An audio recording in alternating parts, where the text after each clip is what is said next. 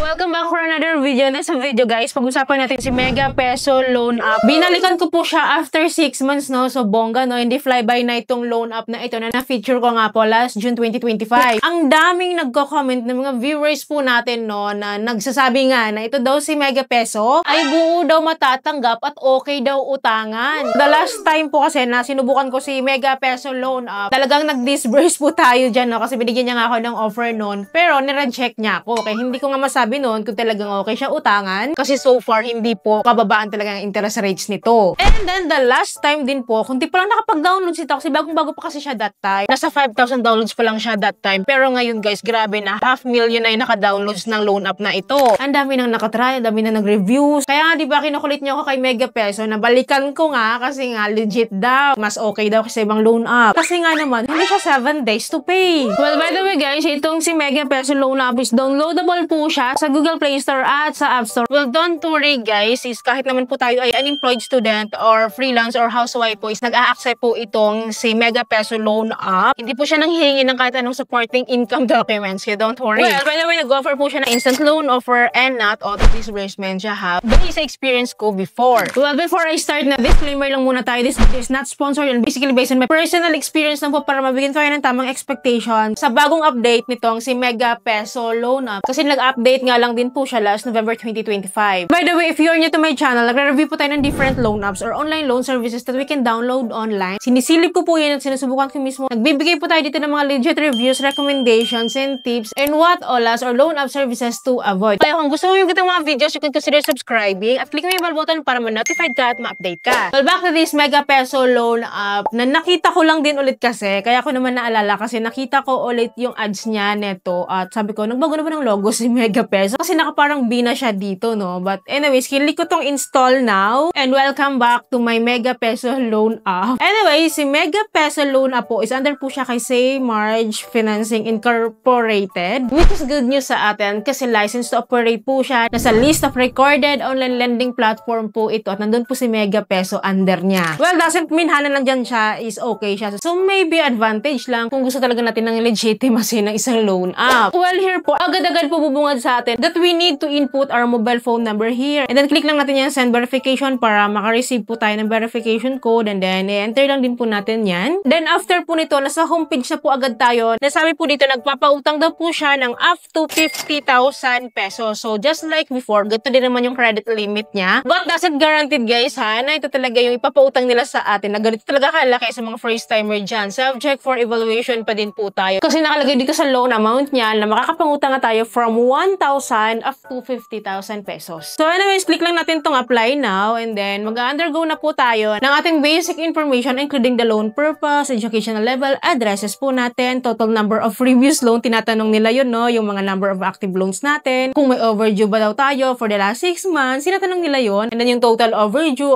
days, yung mga ganun po. And then dito sa ba is the number of credit cards po, tinatanong din, at ang ating email. So, fill upan lang po natin ito. And then this is followed by the ID information na po. So, we need to provide our government ID here po. And for you to have an idea, ito po yung mga IDs po na nire-require po nila. And don't worry, lahat ng government IDs po na meron tayo. So, nandito naman siya. So, pipili lang tayo ng isa. And then, pipicturean din po natin right after. Kapag napicturean po natin siya, mag-auto-capture po yung details natin. Dito hindi natin kailangan fill upan like our ID number, full name, birthday, and then meron pa rin po tayong fill upan dito sa baba na ibang details. And then after po nito, this is followed and accompanied by the facial recognition po. So magsa-selfie lang po tayo dito, sundan lang natin yung instruction. And then after po nito is we need to provide our payment or transfer information or ating withdrawal information po. Either e-wallet or bank account po yung choices nila dito, but I choose e-wallet lang po kapag mga ganitong mga loan app, e-wallet lang talaga ako and preferably si GCash po para mas mabilis ko siyang manotice. And then after po nito is the contact information na po at nanghihingi po sila dito ng 3 contact reference po at magdadirect po ito sa ating phone book list. Kaya we must be ready on this post. And then after po nito,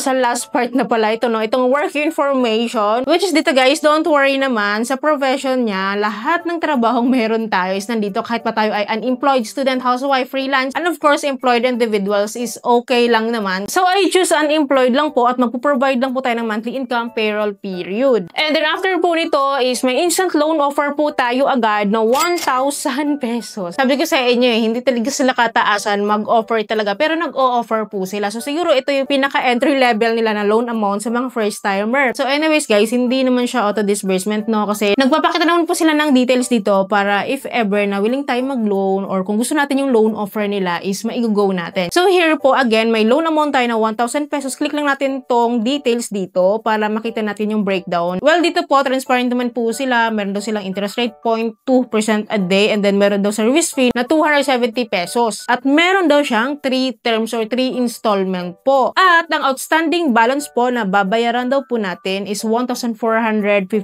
pesos. So, 1,000 lang yung inutang ko pero ang babayaran ko is 1,450. Hindi naka-indicate dito kung buo natin siyang matatanggap pero sabi nyo nga, buo siyang matatanggap sa mga naka-experience na. Clearly naman dito sa ibabalik or babayaran natin na 1,450, 45% of our loan amount, yun po yung babayaran or kita nila sa atin or yung pinaka-effective interest rate nila sa atin for the whole loan amount. Well, kung ganito kalaking babayaran mo, maybe buo siyang matatanggap talaga kasi hindi naman kasi naka-indicate eh. Well, sabi dito sa repayment term po natin, binigyan niya po ako ng 3 installment term po. So, sabi ko nga sa inyo, hindi siya 7 days to pay. Every 15 days to pay po yung payment natin dito. From the moment that I'm trying this loan up, yung first term ko or first repayment ko is within 15 days to pay. After the first repayment po na babayaran natin sa December 24, ang next repayment ko or yung second term ko po is 1 month to pay na yung interval po niya kasi sa January 23 daw ako magbabayad and then sa third repayment ko is 2 months na yung interval, diba? Parang longer term payment po talaga siya. Hindi natin alam kung aabot po tayo sa third repayment, no? Kasi hindi pa nga malinaw sa atin kung after first term, mawa-waive ba itong second term or third term kasi usually ganun kapag on time tayo nagbayad. So let's see guys, pero kung titingnan po natin dito sa repayment terms po nila is naka-organize naman po siya. Siguro hindi naman siguro sila papayag na first term na yung mababayaran natin knowing na malaki pa rin naman ang makukuha nila sa second term tsaka sa third term. But let's see. Anyways, gusto ko nga po siyang subukan para malaman ko mismo kung talagang buo siyang matatanggap. Transparent pa talaga siya sa mga fees niya dito. So kali ko po itong apply now. And then agad-agad po, verify na po nila yung aking application process at mag-wait daw ako ng up to or within 2 minutes. So hindi talaga siya real time na makikita natin yung result. Ilang minutes talaga yung aabutin para malaman po natin. Well, after ilang minutes po, binalikan ko po siya and then nakita ko na rejected po ako for the second time. Again, hindi ko alam bakit ang sipag niyang mag-reject sa akin. Legit siya, yes, no? Pero naiya naman tayo kay Mega Peso Loan App, no? Sa other legit loan apps na nakakapangutang tayo, diba? So, dito nga 1,000 pesos na pinagdadamot niya pa. Na-approve nga tayo sa mga legit na loan app na matataas yung loan offer. So, hindi ko alam kung anong problema niya sa akin, bakit nire-reject niya na naman ako for the second time. Hindi ko tuloy ma-share sa inyo kung totoo ba talaga na buo itong matatanggap at kung totoo ba talaga na okay talaga siya kasi nga nireject niya ako. Kaya I need your cooperation sa mga nakapag-try po dito. Since marami na nakapag-download sa loan app na ito, paki-comment down below po para malaman natin yung sinasabi nyo nga na buong matatanggap. Okay o tangan, mas okay sa ibang loan apps. Please paki-comment down below para aware din po yung iba nating viewers at ma-enlighten din yung iba nating viewers. Don't worry, palagi naman po ako mag-update sa inyo. Kaya dapat mo nakasubscribe po kayo at i-click nyo yung bell button para lahat ng videos ko is updated and notified po kayo. So yun lamang po. Thank you for watching this video. See you on my next video. Bye!